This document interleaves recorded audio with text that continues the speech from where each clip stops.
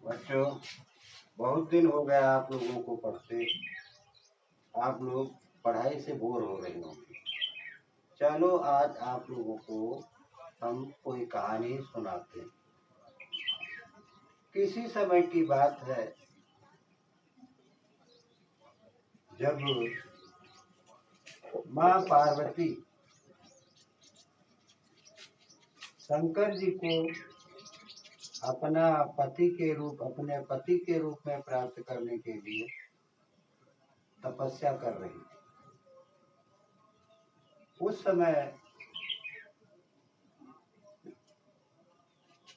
उनकी तपस्या के समय ही उन्हें एक बच्चे के चिल्लाने की, चीखने की आवाज सुनाई। उन्होंने देखा कि एक बच्चे को एक ग्राह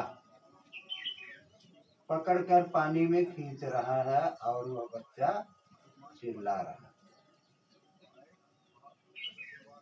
तुरंत उनका ध्यान टूटा और वह उस ग्राह के पास जाकर के माँ पार्वती बोली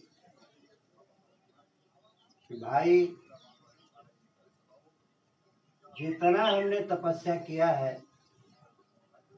उसका पूरा फल मैं आपको दे दूंगी, लेकिन इस बच्चे को आप छोड़ दो। ग्राह फिलहाल मान गया। ग्राह का मतलब जानते हो? मगरमच्छ जिसे कहते हैं उसे ग्राह भी कहते हैं।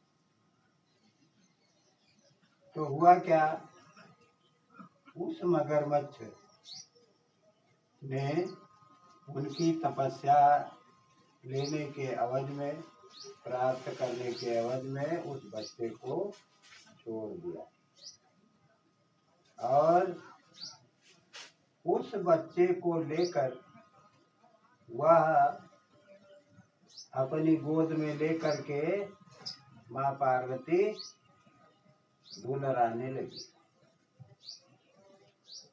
उसी समय जब ग्राह उनकी तपस्या से सूर्य के प्रकाश की तरह चमक उठा, उसी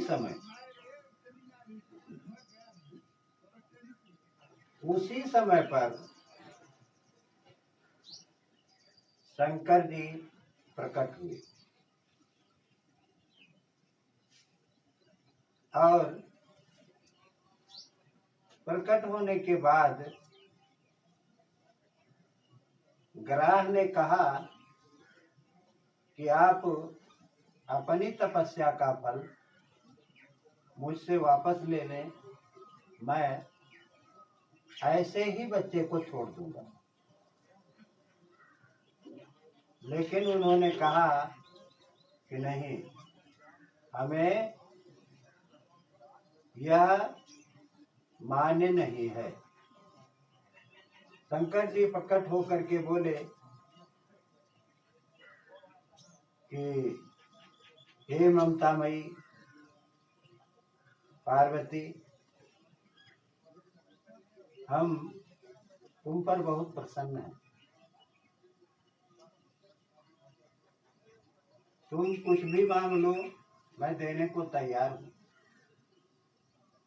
तो पार्वती जी ने शंकर जी को पति के रूप में मांगा और मांगने के पश्चात शिव और पार्वती का विवाह हो गया। बच्चों, यह तपस्या का फल ऐसी कहानी है। इसे आप लोग बार बार पढ़िए और पढ़ करके इसका आनंद लीजिए। इसका सारांश यह है कि जो लोग करुणा, दया, प्रेम और परोपकार दूसरे लोगों पर करते हैं, उन्हें उसका फल अवश्य ही मिलता है। इसलिए बच्चों, आप लोग बार बार इसे पढ़ करके और इस पर गौर करते हुए माँ पार्वती की तरह से छोटों पर वात्सल्यता दिखाइए और जितना हो सके परोपकारी की भूमिका निभाइए, ताकि आप लोगों की भी गिनती परोपकार में होती रहे। बच्चों देखो, जहाँ से भी इस चैनल को आप लोग देख रहे हो,